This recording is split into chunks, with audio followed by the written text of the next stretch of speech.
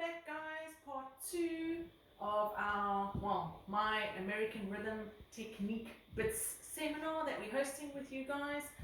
We last time worked on basic transfer of weights. Alright, I hope you guys practice because it's going to be very difficult to implement the hips if we haven't got that right.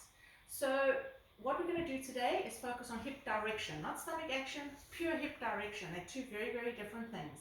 So let's just center ourselves back to where we ended last time. We're going to start from there again, this basic transfer of weight that we did. And we're going to learn how to use our hips with that. So if we lift up, I'm lifting up my left leg, you can lift up your right leg so that you're opposite what I'm doing. If we do this, now when we transfer our weight across, what I want you to do is I want you to actually put your hand on the hip where the knee is up, alright, so that we can make sure we've got the right hip.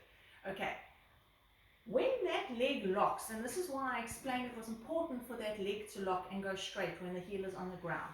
We're actually going to take this hip and we're going to make sure that it goes backwards, alright? And when I say backwards, I mean like get your hip as far back as you possibly can so that we get that.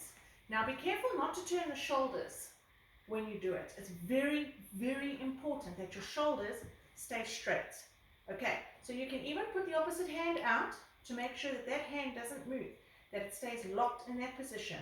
Your hand with your bent knee is on your hip, and that's going to go backwards, like that. If you are moving your arm, it's a problem. Your arm must stay straight, your hip must go back, like that. You can't have your hip back if you've got a bent knee, it won't work. That's why your hip has to be, your knee has to be locked. Alright, so now we've got that. Now let's put the other hand on the hip there, put the arm in front, straight like this, and now we're going to transfer our weight and push the opposite hip back. Push it as far back as you guys can.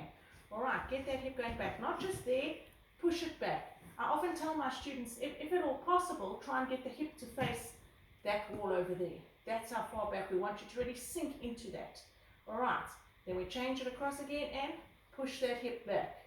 Put the hand here and transfer, push the hip back. Alright, this takes a lot of practice, guys. It's not something that comes quickly, so please feel comfortable to pause the video again here. Practice that till you get it right because it is a very important concept. Alright, so I'm not going to do it over and over and over. You guys can practice that in your lounge. I'll show you from this angle so you can just get an idea. Go over here and there. Notice how far back my hip is going over here. Alright, change it across, back. Change it across, back. Okay. Right, once we've got that right nice and comfortable and you're like pros at it already, then we're going to implement it. Remember when we did the weight change from side to side? Okay, we did this action. And then we obviously did the other side. We're going to do the same thing with the hip. Okay? So we're going to put our hand in front here, put your hand on the side there, and the same thing, hip back. Change it across, hip back. Change it across, hip back. Change it across, hip back. Remember, your arm must not move. Your shoulders need to stay straight. Once you guys have got that nice and comfortable, we're going to do exactly the same thing forwards and backwards. Alright? I've got it the wrong way around. Okay, hip back. Now the forward one is very tricky. It's more difficult, it's probably the most difficult of the lot. Alright? But you're still going to have that exact same action, taking the hip back, pulling this hip back, and keeping your shoulders straight. And back. And back. Alright. Once you've got that, we'll do it backwards, exactly the same. All the scenarios are exactly the same. So we push back, change, push back, change, push back, change, push back. Alright guys, this is a very difficult concept to get, so please take your time in practicing it. Let me maybe do some from the side, the forwards and backwards, just so that you can get an idea of what's going on. There. Notice how my hip is going back here. Alright, and then we change across. Notice how far back my hip is. Do not look at my butt, it's big and fat. Alright, change it across. Boom. Okay.